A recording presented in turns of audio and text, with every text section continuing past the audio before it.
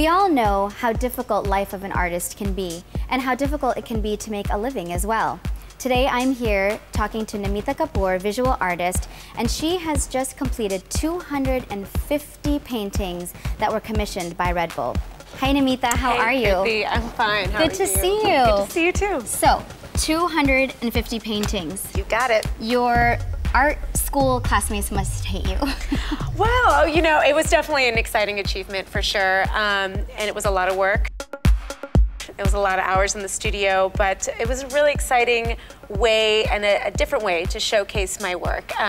It went to a bunch of different corporations, from The Daily Show to CNN to Oprah Winfrey, and so it's fun to have my artwork in all these different offices and studios all over the world. Can you tell us a little bit about how that project came about? Yeah, actually it's really exciting. Every year they commission a different artist to put together a proposal for Valentine's Day.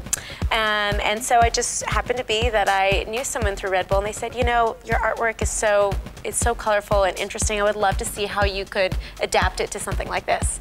So I took that with me and I made 6 different pieces, and they all had to deal with different elements of Valentine's Day, but they were all in the style and the elements that I use in my regular paintings. Wow. And then it was like an assembly line, one after the other, but each piece is slightly unique. So this piece behind us is one of your pieces, correct? Yes. So this is absolutely intricate and so beautiful. Thank you. I absolutely love the colors. Can you tell us a little bit about what goes into making something like this? Absolutely. This piece was really fun. It was actually a commission that I got to work on with Dosa and with Anjan, who runs Dosa. And it was a fun way to put together some of the layering elements that I already use in my paintings. What I like to do is sometimes start with a piece of fabric and a bunch of different imagery and iconography from India. And then with the process of sequins, applique, silk screening, I layer images one on top of another, and then use a process of resin hardening in between these layers to create depth.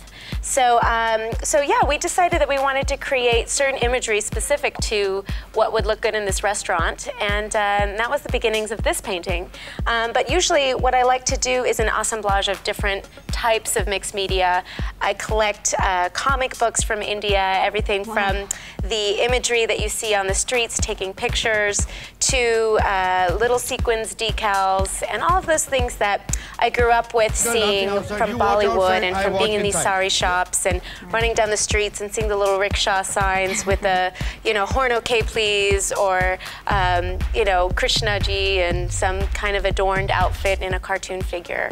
And those things, you know, they've stayed with me even though I live here now, and it's all about juxtaposing these different elements to create a new narrative that I use in my work. That's really cool. Yeah, because I was gonna say, it seems like you do take a lot of your personal life experiences and you very much bring that into your work, which is really cool to see. Yes, definitely.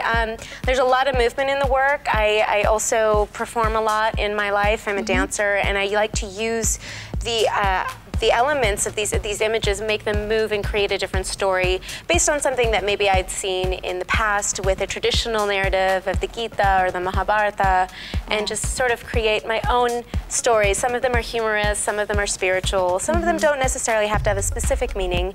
Some of them are very kitschy and pop-oriented, but it really is, it's like dancing in the studio. So Namita, thank you so much again, thank you. And continued success in all that you do. I think it's going to be great, and it was such a pleasure talking to you. Pleasure talking to you.